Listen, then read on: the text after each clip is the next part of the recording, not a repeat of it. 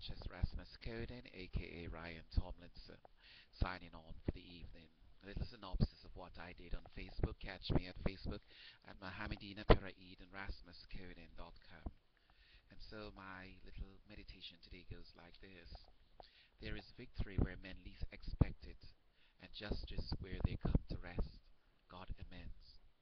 Don't look for your victory in usually places, money, etal, finances, whatever, but look for it in the content of your character and the strength and the value of your expectations and the way you live, and therefore rejoice in such victory, um, regardless of position. Let your position and your value and your commitment to society determine it. My enemies then are victimizers and unstable canonizers of peace itself. They slumber and awaken on the next guess. Mean if they're so much more powerful than you, if so much more power, so much more things that they can do to you, what should you do? Should you quake in their boots because they have guns, they carry guns, they're police, whoever they are people of integrity and authority? No.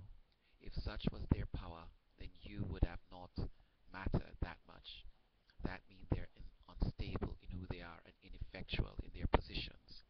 So live your life irregardless of their persecution.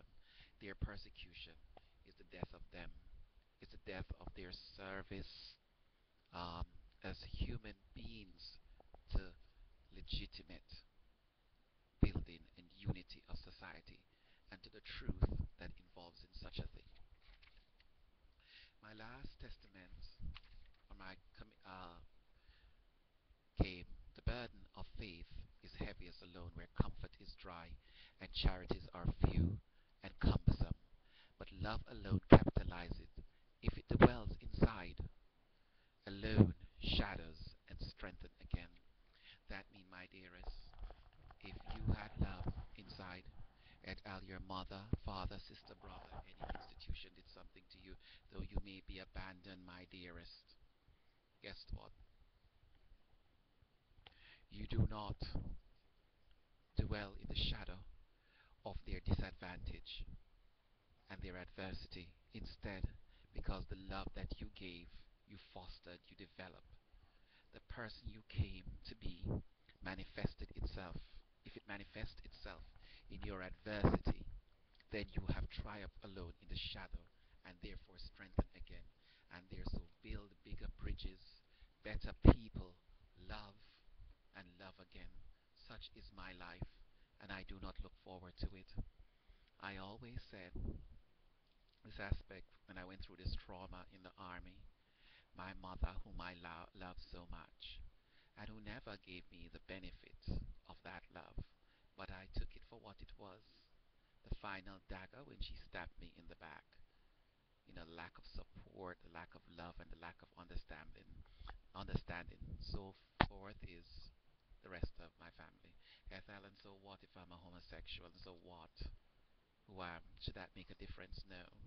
But that was the time they jumped on the side. I suffered great attack. I was drugged and assaulted. And you know what I told in the previous video about Applin? That's something that they, I guess, sanctioned.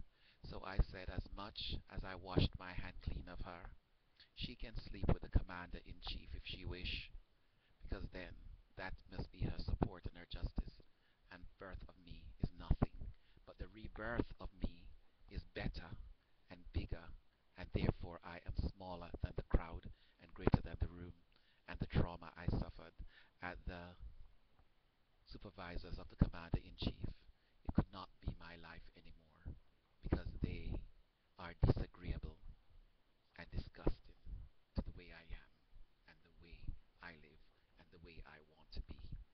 This is me, the Grand Duchess Rasmus Coden. Have a good evening.